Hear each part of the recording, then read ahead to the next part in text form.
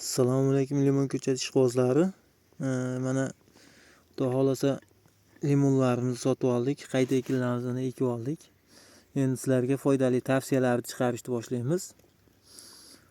Limonning ko'p kasalliklari bor va shularga davosini hech kim bilmaydigan kasalliklarni men sizlarga tushuntirib o'taman. Mana ko'chatimiz mana kasallangan ko'chat bo'ladi.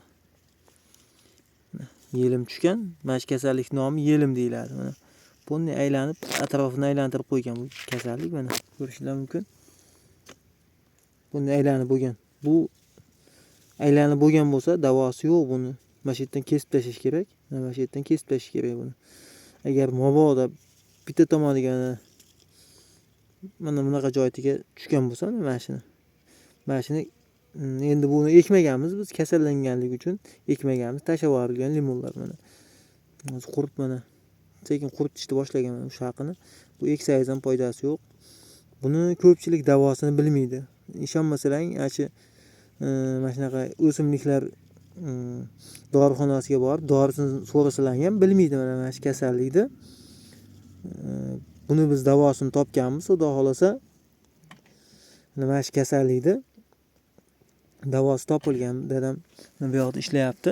Mana shu dadam mana shu davosini topgan. Xudo xolasa mana shu kasallikni men hozir sizlarga davolashni o'rgataman. Telefon qilsalaring yoki shunaqa kasalliklar tushgan bo'lsa, bemalol telefon qilib maslahat so'ranglar. Mana shu kasalliklarni men davosini sizlarga o'rgataman. Buni davosi mana shu yelim tushgan joyda qirib tashlaysizlar. Bitta tomonda bo'lsa, bu aylangan bo'lsa, lekin davosi yo'q. Bitta tomonda bo'lsa qirib tashlab turib, bunga eski ohak suv bilan metni ko'pris degan ko'k kukunga o'xshagan dorisi bor. Mana shu ikkalasini aralashtirib 3 kun o'tkazilib surtiladi. Mana shu joyni qirib tashlab tozalab.